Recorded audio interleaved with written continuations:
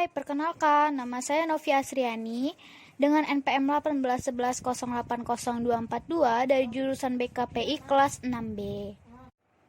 Baiklah, di sini saya akan memaparkan materi saya dalam mata kuliah Psikologi Tasawuf yang berjudul Hati sebagai Pusat Spiritual yang diampu oleh Bapak Muhammad Abdullah Umar MPD. Baiklah, hati sebagai pusat spiritual yang dimaksud di sini adalah hakikat spiritual batiniah, bukan hati dalam arti fisik.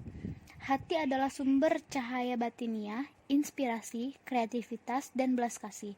Seorang sufi sejati hatinya hidup, terjaga, dan dilimpahi cahaya.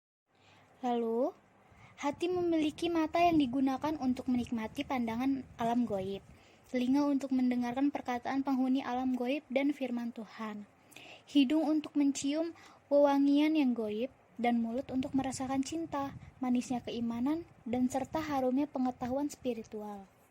Lalu, ada macam-macam lapisan hati. Yang pertama, lapisan hati atau sadar. Dalam sistem lataif psikologi tasawuf, dada atau sanubari atau sadar dapat juga dikatakan hati terluar, karena terletak di antara qalb dan diri rendah atau hawa nafsu, yang membentuk garis pembatas antara nafsu dan hati. Lalu ada lapisan hati atau qalb. Dalam sistem lataif, psikologi tasawuf dalam istilah Arab disebut dengan qalb dari akar kata yang berarti memutar atau mengganti.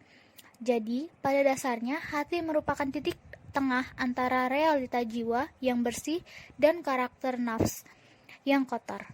Maka, jika hati mampu melepaskan selubung nafs yang melekat padanya, lalu ada lapisan hati fuad. Dalam sistem lataif psikologi tasawuf, fuad atau hati lebih dalam adalah tempat penglihatan batiniah dan inti cahaya, maka yang gaib menjadi nyata dan keyakinan semakin menguat. Yang dimaksud dengan pengetahuan dan penglihatan yang menyatu dalam qalbu dan fuad adalah pengetahuan dan penglihatan sejati, yaitu pengetahuan dan penglihatan batiniah yang melahirkan kearifan sejati. Hatinya tidak pernah mendustakan apa yang telah dilihatnya. Lalu, ada lapisan hati paling dalam atau lub.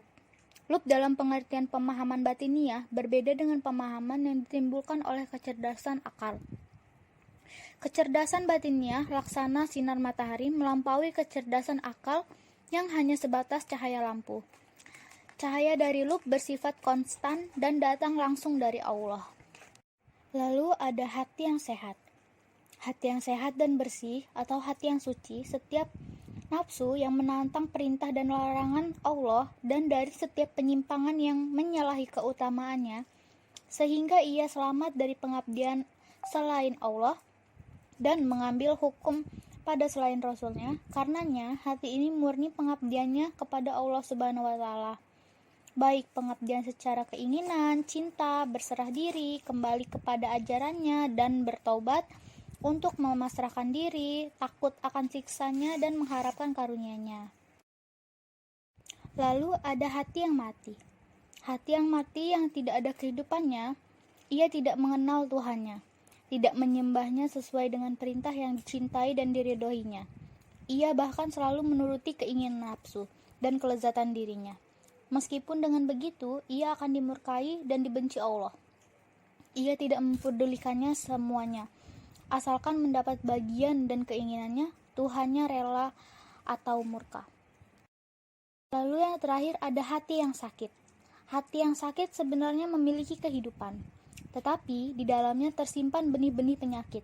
Kadang ia berpenyakit dan kadang pula ia hidup secara normal, bergantung ketahanan atau kekebalan hatinya. Ia memiliki dua materi yang saling tarik-menarik. Ketika ia memenangkan pertarungan itu, maka di dalamnya terdapat kecintaan pada Allah, keimanan, keikhlasan, dan tawakal kepadanya. Itulah materi kehidupan. Terima kasih. Sekian atas presentasi dari saya. Terima kasih.